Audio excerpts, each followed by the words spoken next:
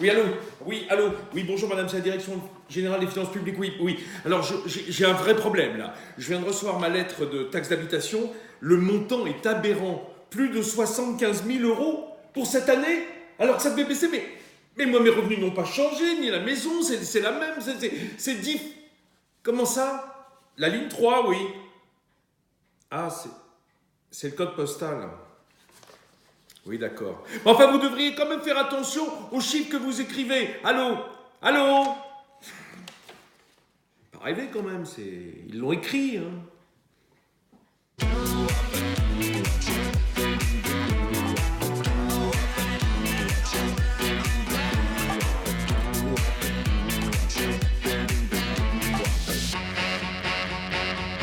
Je suis sûr que je ne suis pas le seul dans mon cas, hein, parce que quand on reçoit un relevé de l'administration fiscale avec plein de chiffres, on se paume un peu. Enfin bon, de là à lire le code postal. Bon, je vous accuse pas non plus d'être complètement abruti comme moi. Bonjour à tous, bienvenue ensemble, c'est mieux, on va expliquer tout ça ensemble, hein, Julie. Je sais pas si ça vous arrive, vous aussi, de plancher un peu sur vos... Ah, sur les impôts, oui. Ces impôts, c'est quand même très nébuleux, hein. On est d'accord. Oui, j'ai pas de phobie administrative, donc je m'en occupe. D'accord. Oui, mais enfin bon, parfois c'est un peu difficile entre les lignes. Et notre rafale que l'on retrouve, qui est du côté de la Chapelle... Non, comment? La Chapelle-la-Reine, en Seine-et-Marne. Regardez, dans la nature. Non, il est à Aubervilliers, notre... Ça pète. Hein? Ça pète, oui, regardez. là. Ah là, magnifique. Il est à Aubervilliers pour s'occuper du nouvel an lunaire. Et oui, parce qu'on n'en parle pas, ça non plus. Ah, mais vous allez voir, vous comprendrez tout avec Rafale tout à l'heure. Mes amis, je vous l'ai dit, aujourd'hui, taxe d'habitation au menu. C'est sexy, ça donne envie.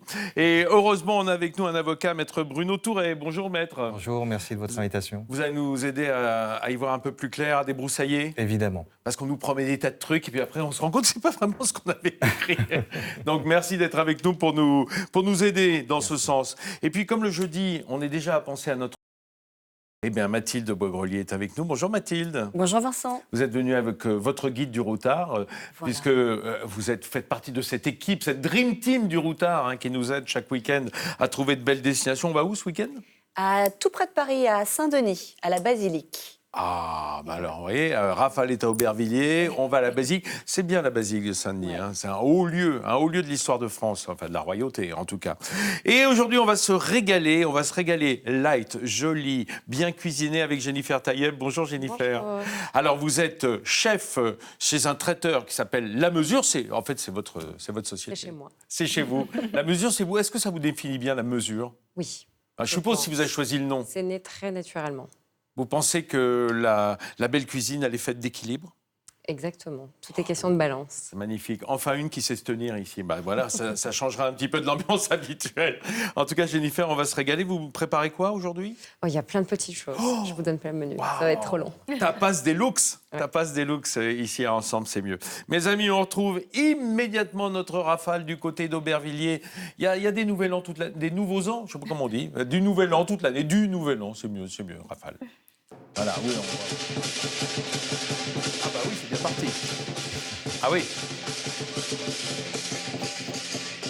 On s'entend pas travailler, sinon Vincent, j'espère que vous allez bien. On fête toute cette semaine, depuis le week-end dernier, les festivités du Nouvel An lunaire, hein, qu'on fête l'équivalent du Nouvel An, hein, chez les Chinois et les Vietnamiens pour la fête du Tet également. On est aujourd'hui à Aubervilliers, du côté de, vous savez, ce supermarché de grossistes pour les vêtements. François, justement, du Paris Lyon Sport. Comment ça va, François? Ça va et toi? C'est le président, justement, de cette assemblée, de cette compagnie qui est là. Où est-ce qu'on est ici? On est à Aubervilliers, à Fashion Center. Et ici, beaucoup de commerçants d'origine chinoise, vietnamienne aussi, qui vous ont demandé de venir. Et vous venez pourquoi?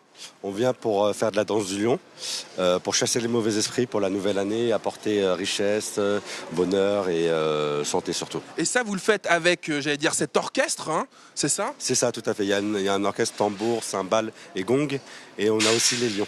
Les lions, alors souvent on dit ce sont des dragons, non, ce sont des lions. Justement, vous allez tout savoir sur ces traditions qu'on fête ici en Ile-de-France, sur ces lions également, et aussi sur les activités de l'association. Allez, à tout de suite. Enfin, si on s'entend, hein. Merci Rafale. Dieu sait que les Chinois ont bien besoin de chasser les mauvais esprits en ce début d'année, et celui du coronavirus notamment. Et on ne fait pas d'amalgame vraiment lamentable qui serait de plus aller manger chinois, de ne pas aller acheter du riz, de ne pas fréquenter simplement évidemment tous les Asiatiques qui sont autour de nous dans la vie de tous les jours. Voilà. Il n'y a pas de raison de se protéger plus qu'avec les autres. Hein. Vous savez, voilà. On stigmatise en ce moment beaucoup. J'aime pas ça. Allez mes amis, on va parler de la taxe d'habitation et pas que dans le 13e. Hein, la taxe d'habitation partout en Île-de-France avec Maître.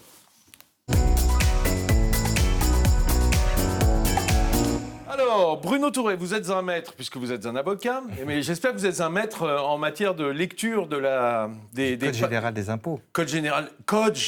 Rien que ça, déjà, c'est marrant, j'ai envie de me gratter. Moi. C'est un truc, ça fait peur. Hein. Non, mais effectivement, je crois qu'on est tous un petit peu des enfants face à l'administration fiscale, même ceux qui n'ont rien à se reprocher d'ailleurs. Ça angoisse quand même. Évidemment. Sur la taxe d'habitation, on peut rappeler éventuellement le contexte général de la taxe d'habitation. C'est une taxe qui est décidée au niveau local, généralement au niveau de la commune, et qui, comme vous le disiez dans votre générique, est fonction de votre maison ou de votre appartement. Et de vos revenus. Et de vos revenus, voilà. Oui, c'est donc, d'une commune à l'autre, on peut avoir des surprises. On va découvrir avec Julie un petit peu quelques points sur ce sujet. Oui, parce que la taxe d'habitation, en fait, on la paye à partir du moment où on occupe un appartement ou une maison, qu'on soit propriétaire ou locataire. Mais enfin, on devrait en parler. Comme l'avait promis Emmanuel Macron lors de sa campagne, cet impôt a été supprimé. Mais attention, tout ça, ça va se faire de façon progressive. C'est pas facile de s'y retrouver. Alors, on vous explique tout en images d'abord. T'en es où, toi, question taxe d'habitation? Oh, je comprends plus rien. Entre suppression totale et baisses annoncées, vous êtes perdu. On vous explique tout. La taxe d'habitation est un impôt local exigible pour toute personne, propriétaire ou locataire, qui habite un logement, qu'il s'agisse de sa résidence principale ou secondaire. 29,5 millions de Français sont concernés. Son montant dépend principalement des caractéristiques du logement, de vos revenus et de la composition de votre foyer au 1er janvier de l'année d'imposition. Mais son taux dépend aussi du niveau d'imposition décidé par votre collectivité locale. Bref, c'est du sur-mesure. Mais petite révolution, pour 80% des foyers fiscaux, la taxe d'habitation sera définitivement supprimée en 2020. Elle a déjà baissé de 30% en 2018 et de 65% en 2019.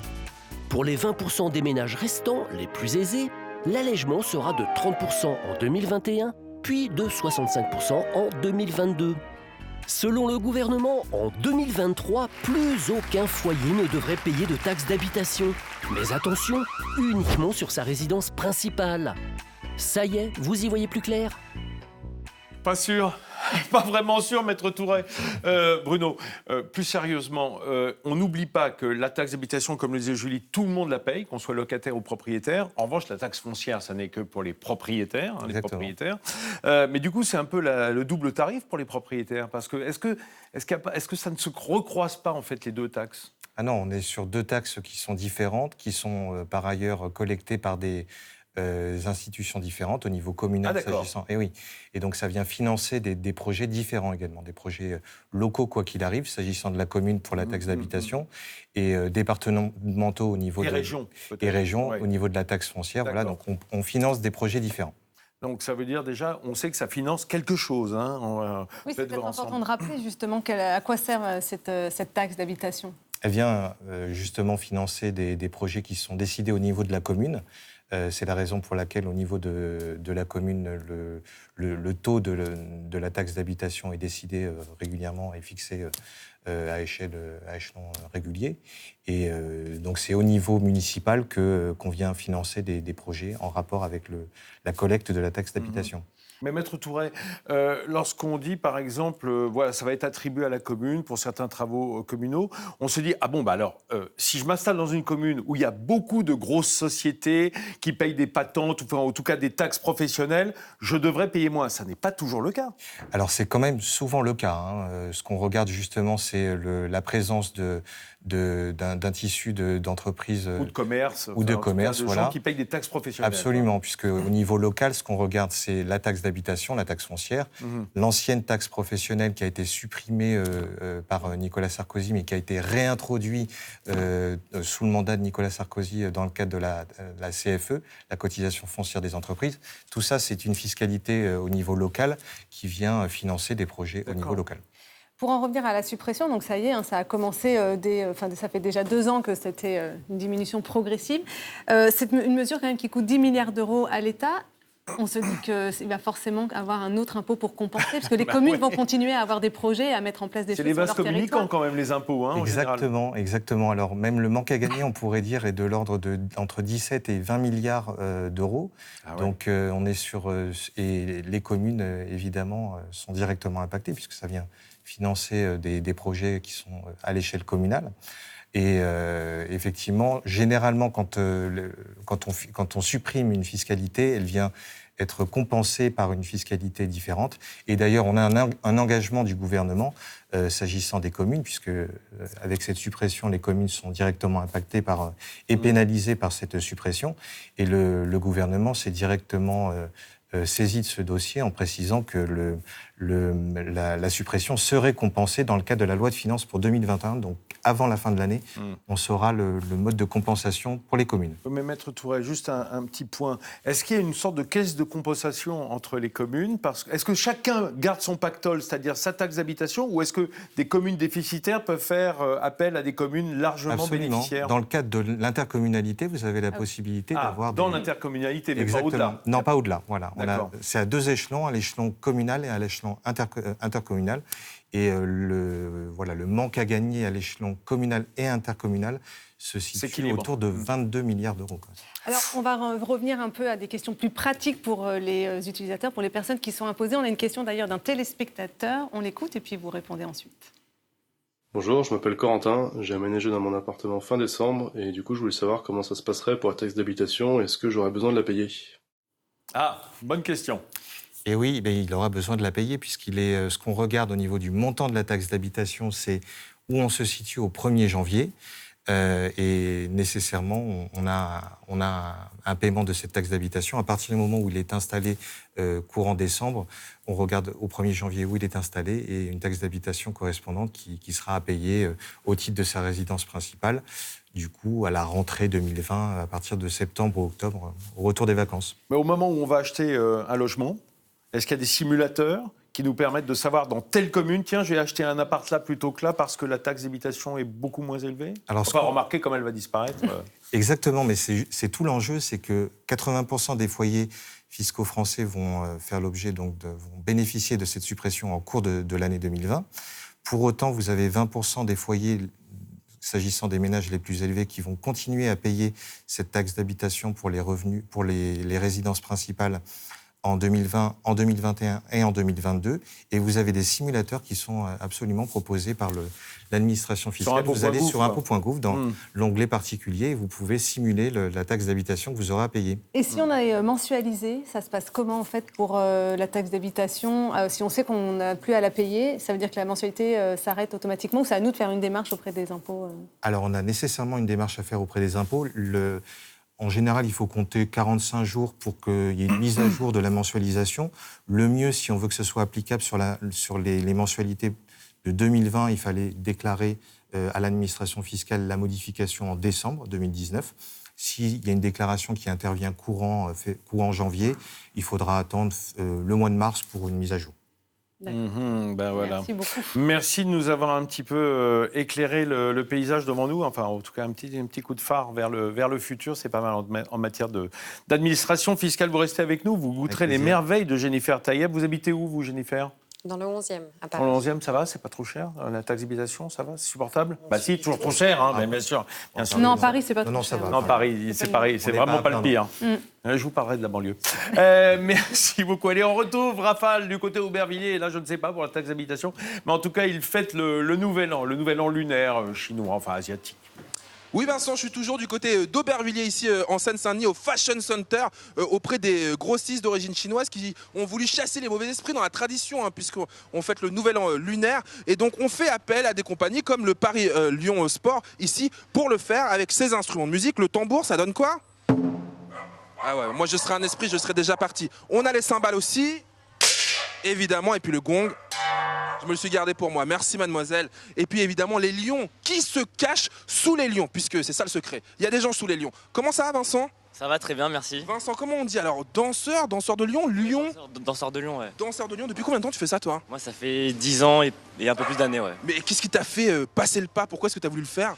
Parce que dans le 13e, il y a des défilés et moi depuis que je suis petit, j'habite dans le 13e. T'as toujours vu ça? J'ai toujours vu ça et j'ai toujours voulu faire ça. Et t'as eu envie d'en faire partie. On va vous montrer les secrets de ces lions. Regardez, ces masques incroyables. C'est fait en quoi Vincent? C'est fait en bambou et en papier collé. Et après par-dessus c'est peint et orné de motifs et de poils. Alors, et de poils aussi, de petites fourrures comme ça, c'est tout doux. Donc ça on le met sur quelqu'un?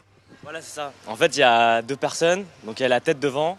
Et derrière, il y a le porteur. Est-ce qu'on peut voir alors? On va faire une petite démo, hein, les amis. Ah, regardez ce qu'on veut faire ensemble, c'est mieux. Je suis sûr que vous ne l'avez jamais vu. Vous le vivez avec nous ici. Évidemment, c'est fêté dans toute l'île de France, ces jolies festivités.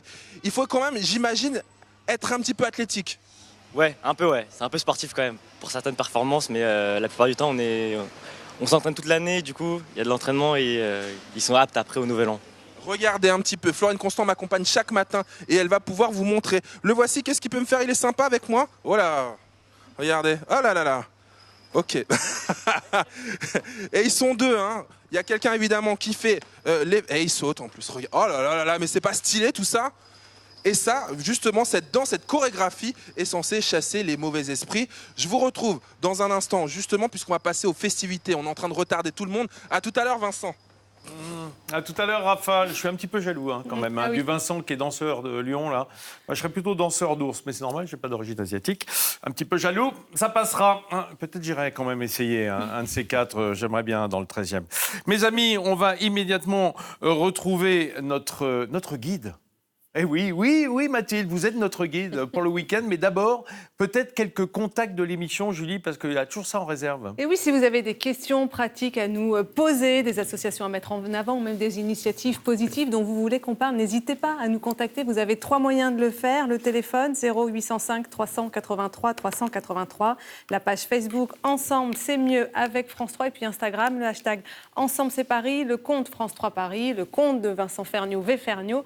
Mon compte, Julie Jacquard. Merci Julie. Et je rajouterai le tam-tam et le gong, mais on répond moins vite. Voilà. En période de fête, on ne sait jamais. Merci beaucoup Julie. Allez, il est temps de suivre cette fois-ci notre guide dans une destination, je veux dire, on reste dans le 93. On est d'accord, oui, Mathilde? Exactement. Visite. Tout frais. Visite.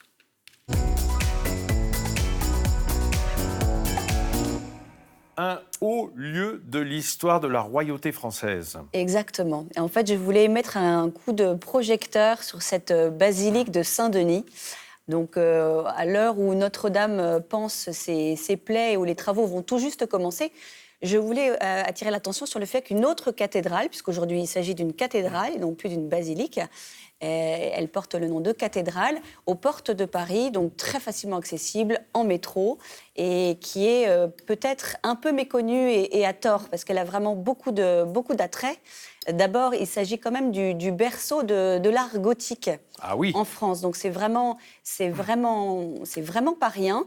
Et tout ça, on le doit à un abbé très puissant de cette abbaye, donc l'abbaye de Saint-Denis, qui s'appelait l'abbé Sugère, et qui a en fait, dans son érudition, il comptait l'architecture, et il a décidé d'imbriquer, de faire venir et d'adapter des techniques qu'on qualifie aujourd'hui de gothique à cette architecture, et en créant les voûtes à croisée d'ogives, il a permis de faire entrer la lumière, et c'est vraiment une cathédrale de lumière qu'on découvre aujourd'hui. D'ailleurs, je crois que son nom a longtemps été la Lucerna, la lanterne, jusqu'au XVIIIe siècle, et donc aujourd'hui encore, parmi toutes les constructions gothiques, c'est vraiment son propre, c'est vraiment d'être baigné de lumière. Vraiment, c'est une explosion de couleurs, notamment à travers les vitraux du XIXe qu'on découvre ici.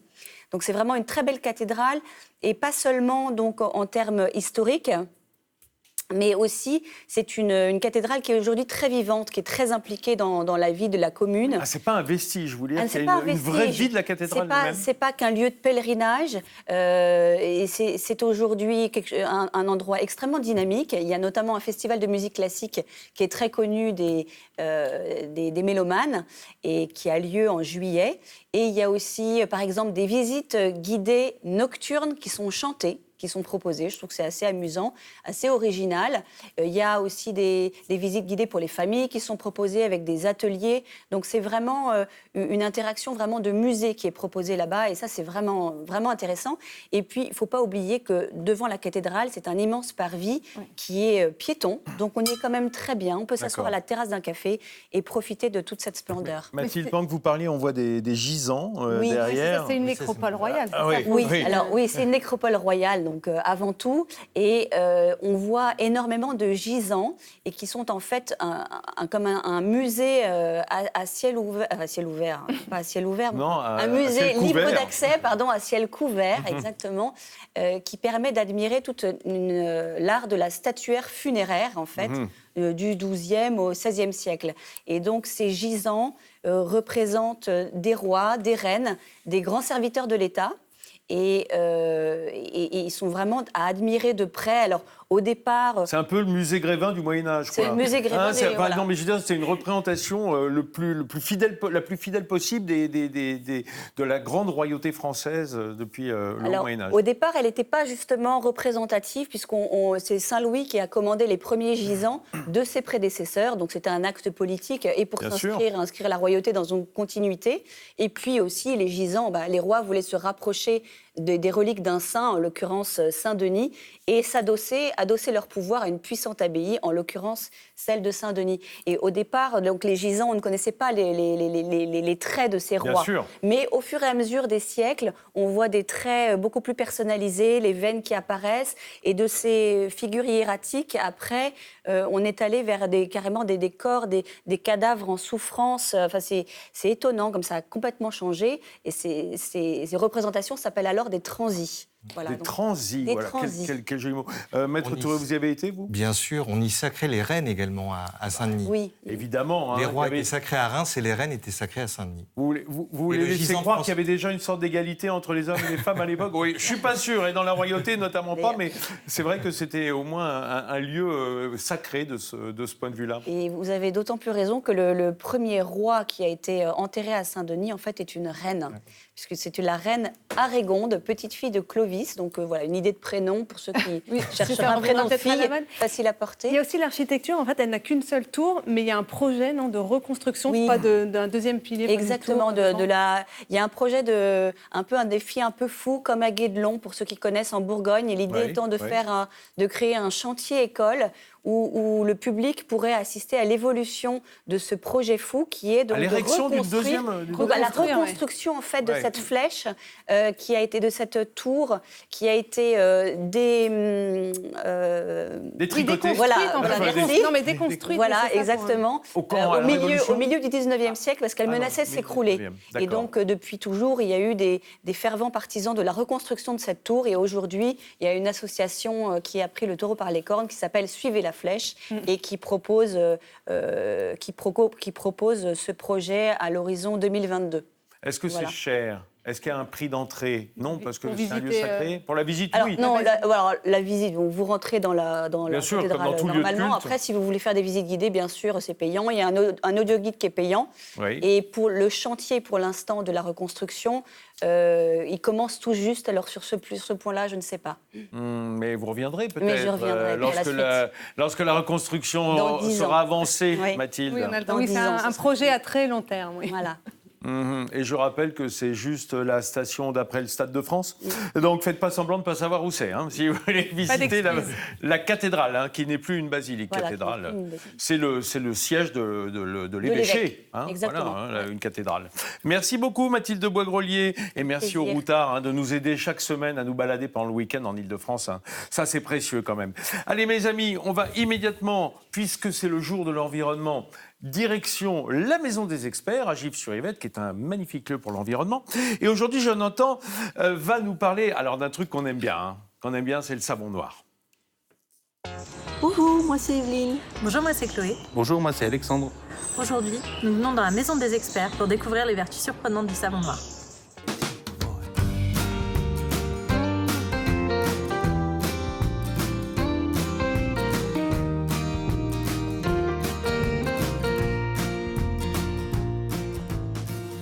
Bonjour Alexandre, bonjour Chloé, bonjour Evelyne. Bonjour Jonathan. Bonjour Jonathan. On connaît le savon noir comme produit ménager naturel, mais ce qu'on ne sait pas, c'est qu'il a des vertus peu connues qui peuvent servir d'alternative écologique à des produits souvent toxiques et coûteux pour l'intérieur et l'extérieur de la maison. On va découvrir ensemble les 3 vertus surprenantes du savon noir. Ça vous dit? Ah oui. C'est parti.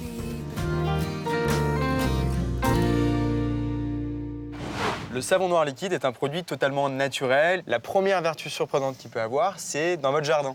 On peut s'en servir d'insecticide naturel pour les plantes de l'intérieur et de l'extérieur.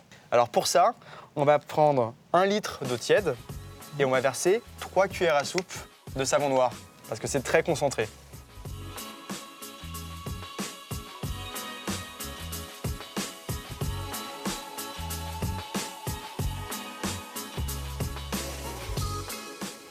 Et si jamais on en met trop, est-ce que ça pose problème? Non, pas du tout. C'est un produit qui est totalement naturel. C'est inutile d'arroser non plus abondamment. Il suffit que les feuilles aient assez de matière, donc de savon noir et d'eau, pour pouvoir éviter les parasites.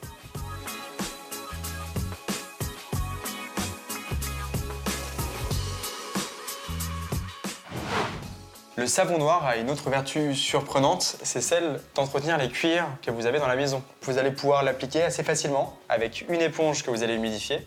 Et comme le savon noir est très concentré, il suffit d'appliquer quelques gouttes sur votre éponge.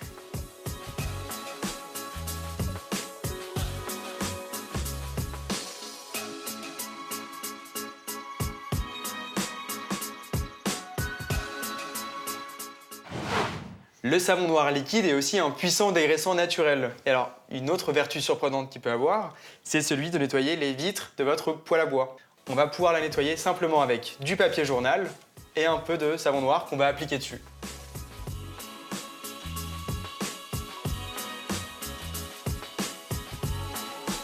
Et voilà, avec quelques petites astuces, on voit que le savon noir peut nous rendre une multitude de services dans la maison. Et en plus d'être très écologique, c'est aussi économique parce que ça va remplacer la dizaine de produits qui servent à nettoyer l'intérieur et l'extérieur de la maison.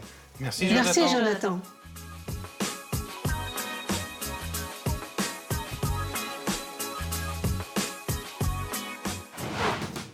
On résume. Le savon noir a des vertus surprenantes. Utilisez-le comme pesticide pour vos plantes. Il servira de répulsif contre les araignées, les pucerons, les fourmis. Utilisez-le également pour nettoyer et nourrir tous vos cuirs.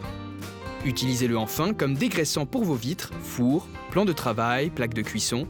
Écologique et économique, le savon noir est le nouveau produit ménager à adopter. Ben voilà, le savon noir, c'est le savon originel, hein. Sans parfum, net, pur. Que du bon. Que du bien. Vous utilisez le savon noir pour la lessive un petit peu? C'est pas mal, hein? Oui, mais même pour faire le ménage avec le vinaigre blanc et puis bicarbonate de soude. Bah voilà. C'est le trio gagnant. Le trio gagnant de Julie Jacquard. Merci. Merci en tout cas à Jonathan qui donne des bonnes idées toutes les semaines. Allez, puisqu'on a eu une bonne idée, on va d'abord retourner voir notre Rafale. Oui, encore. Hein? Oui, parce que là, il est dans le carnaval pratiquement. Hein? Et on aime ça, nous, ici, hein, la fête. Quelle que soit la fête, on en est. Voilà, du côté d'Aubervilliers, notre Rafale. Ah, ça bosse, hein. Alors là, les amis, on est toujours à Aubervilliers, au Fashion Center, et on est vraiment au cœur de l'événement. François, qu'est-ce qui va se passer là? Là, les lions sont en train de manger des clémentines et la salade, la clémentine en fait représente la couleur orangée, c'est-à-dire l'or, et la salade représente le bonheur. C'est pour ça que les lions mangent les clémentines et la salade pour redonner les offrandes aux commerçants. Ça va faire plaisir justement à celles et ceux qui seraient véganes ou végétariens. Merci, merci. Ça, j'espère que ça va me porter bonheur. Et puis, il va y avoir les pétards aussi, les fameux pétards. Qu'est-ce que ça représente, ça? Les pétards, c'est pour chasser les mauvais esprits, pour apporter la nouvelle année, bonheur, argent pour le commerce. Donc là, ça va péter, là? Ça va péter après, ouais. Oh là là là, les amis, regardez-moi ça. J'espère que vous êtes heureux de vivre ces festivités avec nous. On fête ici, du côté d'Aubervilliers, au Fashion Center, les festivités du Nouvel An lunaire. Et c'est juste pour ensemble, c'est mieux. Je vous laisse profiter. Et si vous-même, vous avez envie de devenir un lion, je vous dis tout dans un instant. À tout de suite.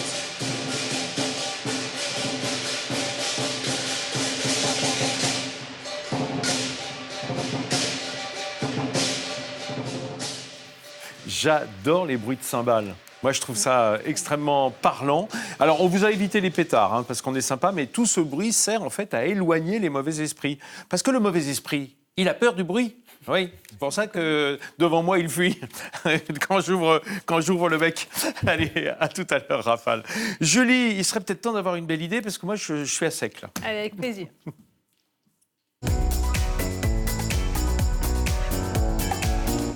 Plus ce matin, c'est un bon plan pour vous, Vincent. C'est vrai ? Mais oui, si un jour votre four vous lâche, eh ben, j'ai une bonne idée. Connaissez-vous le magasin Envie ?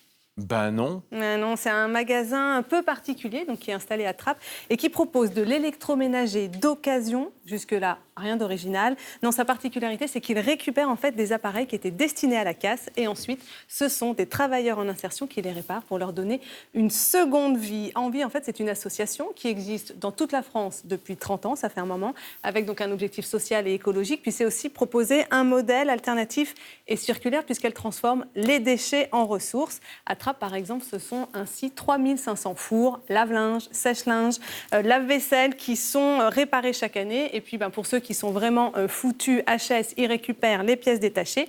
Et puis, ça permet surtout à des personnes éloignées de l'emploi de se former, d'être accompagnées avant de retrouver un travail durable. On écoute Éric Gatineau, le directeur du magasin Envie Trappes. Ce qui me marque moi, et je pense que ce qui marque chacun d'entre nous ici, c'est l'humain en fait. C'est les personnes qu'on accompagne aujourd'hui au jour le jour. C'est leurs histoires qu'on apprend à découvrir parfois au fil de l'eau en amont de leur arrivée chez nous. Et puis, c'est de voir évoluer les personnes qu'on accompagne. Je dirais presque jour après jour en fait. Voilà, c'est ça qui nous marque en fait. C'est quand on arrive à donner un petit coup de pouce et qu'on voit le résultat de ce travail commun. Et pour nous, c'est des leçons. En fait, c'est vraiment des leçons de courage et des leçons de volonté dont on se nourrit au jour le jour. Alors, des leçons de volonté, de vie pour ceux qui travaillent là-bas. Pour vous, en plus de lutter contre le gaspillage, la pollution et l'obsolescence programmée, quand vous choisissez un appareil chez Envie, vous faites aussi de sacrées économies puisqu'ils sont vendus à peu près à 50% du prix par rapport au neuf et ils sont garantis de 1 à 3 ans. Et puis, bonne nouvelle, si vous ne pouvez pas aller jusqu'à Trappes, un magasin, une boutique va ouvrir dans Paris, dans le 20e arrondissement et ça, ce sera au printemps prochain. Moi, parfois, je me demande si je ne suis pas sujet à l'obsolescence programmée, moi. Enfin, depuis la naissance, je me demande si je n'ai pas une date limite comme ça. Vous croyez qu'ils répareraient mon four? Parce que j'en ai un qui ne va pas très bien. Vous pouvez leur amener, sûrement. On peut faire réparer son four, sûrement. Ils doivent avoir les ateliers pour. Il y a des services de dépannage à domicile aussi, oui. Ah. Je vous donnerai les coordonnées après. Très bien. Bougez pas, j'arrive. Un petit problème de carte mère, je vous expliquerai. Merci Julie pour cette belle idée. Allez, pas besoin de four aujourd'hui parce qu'on va déguster de la gastronomie, mais plutôt froide, là, avec Jennifer. Jennifer Tayeb, chef de La Mesure. La Mesure, j'aime bien ça me plaît bien. Il y a un côté tempéré, voix du milieu, zen. Vous cuisinez comme vous professez, ça, La Mesure? Ça définit votre cuisine? La Mesure, c'est une entreprise que j'ai fondée il y a 3 ans maintenant. Ouais. Et elle est vraiment née très naturellement parce qu'on me demandait beaucoup de sur-mesure. Et dans le milieu de l'événementiel, on n'a pas toujours le chef qui est présent sur une réception. Donc, c'était une manière d'allier les deux choses. Et donc, je suis chef-traiteur, effectivement. Donc, quand on a besoin de qui que ce soit, pour quoi que ce soit, vous êtes là, quoi, en quelque sorte. Exactement. Donc, vous vous déplacez beaucoup. Vous êtes en train de tourner en permanence d'un lieu à l'autre, d'un événement, d'une société à l'autre pour porter votre science. Voilà, il y a du corporate et puis il y a des clients privés, les deux. Ah oui, si on est client privé et qu'on est vraiment nul en cuisine, qu'on fait un grand dîner, vous venez aussi, vous faites chef à domicile? Oui. Oh, mais pour une réception, un mariage, génial. Réception, mariage. Bon, tout à l'heure, Julie vous a donné la palette contact. Vous pouvez contacter l'émission, si on prendra un petit pourcentage, bien sûr, normal. Allez, Jennifer, qu'est-ce que vous nous préparez aujourd'hui? Aujourd'hui, j'ai cuisiné beaucoup de choses autour du végétal. Ah, génial. Il y a un premier plat autour du céleri. Je les ai aussi déclinés en pièces cocktail, puisque c'est le cœur de mon métier. Mais je me suis amusée à travailler les fruits et les légumes comme des condiments. Et il ne faut pas oublier qu'il y a aussi beaucoup de protéines dans les fruits et légumes. Donc, Et je vois qu'il y a des oursins, enfin en tout cas la coquille d'oursin, c'est juste décoratif. Il n'y a pas les langues d'oursin dedans? Non, il n'y en a pas, et c'est pour montrer que le contenant peut aussi être végétal. Ah oui, et puis et durable. Et récupérer durable. effectivement la coquille Saint-Jacques vide, l'oursin vide. Bah, vous savez quoi, vous me donnerez les langues et puis moi je vous donnerai les coquilles. D'accord. Je vais venir filmer ce que vous nous préparez avec ma petite caméra de poche. Ah là là, puis vous avez un beau couteau en damas, là, un beau couteau japonais, il est magnifique celui-là, dites donc. Ah, quelle belle chose. Alors, écoutez, franchement, je vais vous dire un truc, Jennifer. Il y a des chefs qui en font pas lourd ici, mais je trouve que là, vous avez quand même apporté un ensemble de produits, une mise en place incroyable. Graines de courge. Plein de protéines. Ouais. Une petite grémolata de poivron qui a été finie ici avec la grenade. Mousseline de céleri, roquette, grenade fraîche, pamplemousse, tahini de graines de courge, parce qu'on peut faire des tahini de plein de choses. Tahini, généralement, c'est une pâte de sésame, c'est ça? Et là, vous le faites avec de la graine de courge. Exactement. On peut changer de graine et faire du tahini. Bah, on ressort le gras de la graine. Donc. Vous y mettez une matière grasse en plus? On détend avec de l'huile au moment de mixer. Moi, ça me détend l'huile. De l'huile d'olive? Moi, ça me détend aussi. Oui. Non, de l'huile neutre. De l'huile neutre, pépins de raisin ou choses comme ça. Voilà. Et là, à côté? La tahini qui a été travaillée avec du jus de citron et de l'eau pour pouvoir assaisonner le plat. C'est dingue, c'est complètement dingue. Et puis des petits dés de céleri? Les dés de céleri pour faire un plat 100% céleri. Pour montrer qu'on peut vraiment utiliser le céleri... Il y a un truc qui sent drôlement bon, c'est vos croquettes, là, je ne sais pas ce qu'il y a à l'intérieur. Les croquettes de chèvre et de polenta. Oui, ça y est, il y a mon nom dessus, regardez, ça y est, c'est marqué. Et alors, on va plonger dans votre assiette, c'est très très joli. Qu'est-ce que c'est cette rouelle-là qui est au fond? Là, c'est du céleri rôti qui a été déglacé avec du balsamique.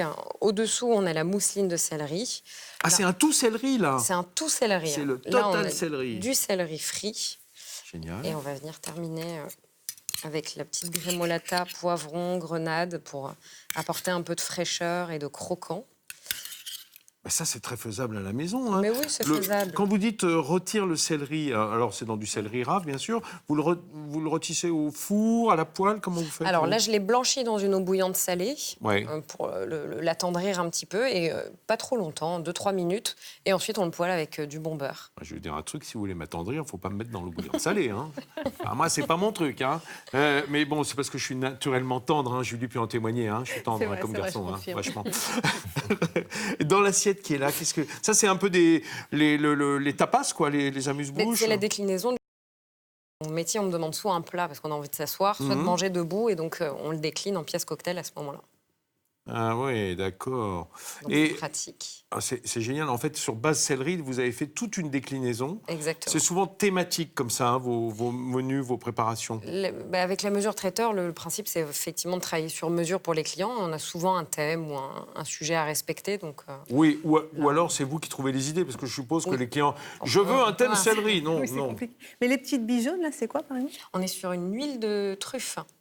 D'accord, encapsulée. C'est moléculaire. Encapsulée. Ouais, trop bien. Vous avez fait des petites perles. Oh là là là. Mais c'est vous qui les avez faites ou ça se vend comme ça? Ah non, les perles, vous les avez trouvées quand même. Mais on peut les faire, on a tout l'appareillage, c'est assez simple à faire. Et puis ça, c'est quoi ça? Eh bien ça, c'est pour terminer un autre plat qui est mon plat signature, qui est la soupe d'avocat aux agrumes, et qui est un plat salé que je ne travaille qu'avec des fruits. Donc pour vous dire qu'avec de l'huile d'olive et du sel, on peut rendre un plat salé. Et en fait, je le termine avec des feuilles de briques. Que vous avez fait frire ou... Exactement, que j'ai fait frire. Avec des épices ou nature comme ça? Non, nature, tout simplement. Ah, génial. Donc voilà, c'est et ça vient recouvrir. En fait, alors on fait comme avec des tortillas de chips, on prend le dip. On peut le manger avec une fourchette ou une cuillère à soupe, parce que la soupe est assez liquide au-dessous. D'accord. Et c'est très fin, donc ça apporte un peu de gourmandise. On est sur du légume, et on garde quand même l'effet gourmand, parce que légume ne veut pas toujours dire light. Donc voilà, ça nous permet de rester quand même dans la gourmandise. Surtout quand on parle de beignets, parce qu'il y a quand même... Regardez si c'est beau, ces croquettes. C'est vraiment extrêmement tentant. Ça a été frit, ça, ou fait au four? Alors, j'avais du Sainte-Maure et je n'avais plus de pain, mais j'avais de la farine de pois chiche et de l'eau. Donc, j'ai fait une galette de farine de pois chiche. Je l'ai tartinée de Sainte-Maure et je l'ai roulée, panée dans la polenta. Et Pas frit, ça a été poêlé dans de l'huile. Ça me plaît, moi. Ça m'appelle. Le côté croustillant. Non, mais vous voyez, le côté croustillant, peut-être parce qu'il y a un peu de chèvre, et moi j'adore le fromage de chèvre à l'intérieur. Et dans les oursins, alors, vous avez en fait, c'est le même plat, mais. C'est une déclinaison. On va demander à notre chère Juliette de venir, si ça n'ennuie pas, prendre ces beaux oursins, parce que je rappelle, tout est végétal, donc c'est juste en déco qu'on a la coque d'oursin, la coquille d'oursin, faire attention quand même quand on le tient dans la main. On va en offrir à Mathilde et à Maître Touret. Voilà, merci Juliette. Mais tu auras le droit d'en goûter toi aussi Juliette, hein? T'inquiète pas, mais oui, on te gardera. Oui, parce qu'elle porte toujours les friandises à nos invités, et en fait, elle n'a jamais pour elle. Juliette, je mets de côté pour elle. Vous cuisinez un peu, Bruno, ou pas? Très peu. Très peu. Mais en revanche, vous dégustez bien. Je peux être coupable. C'est bien pour un avocat. Je trouve que c'est bien. C'est un bon début. C'est comme se faire sa psychanalyse pour les thérapeutes. Hein. Oui. Commencer par des coupables. Mais je mange très bien. Voilà. Mais c'est un bon début. Chacun à sa place. Et vous, Mathilde, vous cuisinez un peu? Très peu. Je suis plutôt... Vous êtes sur la même longueur d'onde que Maître Touret, si j'ai bien compris. D'accord, bon, pas mal. On va faire un petit tour par Aubervilliers pour voir où en est Rafale, voir si lui, il ne serait pas plutôt dans les nems, hein, du côté d'Aubervilliers. Rafale. Ah, ça y est, le danseur de Lyon. Oui, Vincent, j'espère que vous en savez maintenant plus sur les festivités du Nouvel An lunaire ici qu'on fête en Ile-de-France. Moi, la question que je voulais poser à François, c'est si moi-même, je veux devenir un lion, ou celles et ceux qui nous regardent, c'est possible ou pas? Oui, c'est possible. Après, ça demande de l'entraînement. Nous, on s'entraîne tout le long de l'année, à peu près pour la période du Nouvel An chinois, la grosse période du Nouvel An chinois. Mais en dehors, on a quand même des représentations de danse du lion ou danse du dragon. L'entraînement, combien de temps à peu près? Nous, on fait tous les dimanches, à peu près 3 heures par dimanche. Donc ok, t'es encore ouvert aux inscriptions si les gens ont envie. N'hésitez pas, l'association s'appelle Paris Lion Sport Le Faire. Et alors ça, si par exemple je devenais moi-même un lion, ça ferait comment? Alors, tiens. Qu'est-ce qu'il ne faut pas faire pour ensemble, c'est mieux? Attention, oh là là, regardez, hop. Est-ce que vous avez déjà vu un lion asiatique qui peut faire ça et qui est en même temps reporter pour France 3? Eh bien, tout arrive. Les amis, n'hésitez pas à nous joindre directement sur les réseaux sociaux de France 3, Twitter, Insta, @France 3 Paris. Et je vous retrouve très vite pour une nouvelle initiative positive. Salut! Je pense que c'est le plus beau chapeau qu'il ait trouvé de l'année. Hein. Lui qui a toujours un chapeau sur la tête, là, je dois dire que la tête de lion du carnaval, du premier de l'an chinois et asiatique, là, c'était magnifique.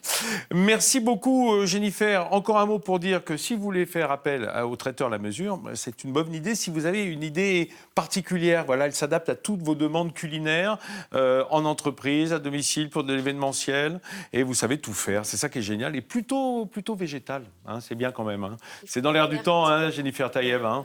Le durable et le végétal. Voilà, à la fois la créatrice donc, de cette société de traiteurs et la chef, hein, comme quoi, deux casquettes, hein, comme Rafale, deux chapeaux toujours. Merci beaucoup, Maître Touret, d'être venu nous voir. Merci pour l'invitation. Je crois qu'on a compris un peu mieux la taxe d'habitation. Vous reviendrez pour la taxe foncière? Avec plaisir. Ouais, oui, bien sûr. Merci, Mathilde, de nous avoir emmenés du côté de Saint-Denis. Très bientôt. Ça changeait un petit peu du Stade de France aujourd'hui de voir la cathédrale de Saint-Denis et c'était vraiment très plaisant. Mes amis, demain, je ne serai pas sur ce plateau, je serai en Charente, à Angoulême, figurez-vous, pour le Festival de la BD. Et oui, cette année, c'est l'année de la BD, hein, selon Franck Riester, notre ministre de la Culture. Donc, je prends le train, oh, c'est magnifique, quelle aventure, pour aller du côté d'Angoulême et vous faire part de tout ce qui se prépare pour ces festivités autour du 9e art. Alors, j'espère que vous serez nombreux avec nous demain. Vous regarderez, Julie? Ah bah oui, je serai fidèle à 10h45. Je sais que vous vouliez que je vous emmène dans mes bagages, mais vous n'êtes pas très fan de BD quand même. Mais il n'y avait pas de place, alors il n'y avait pas de place. On m'a pas demandé, Non, il va y avoir de nombreux invités en plateau. C'est pour ça qu'il nous fallait beaucoup de créateurs de BD, beaucoup de dessinateurs de BD. Et nous serons nombreux au milieu des allées avec ma copine Vanessa qui va faire du extra magnifique. À demain, Angoulême.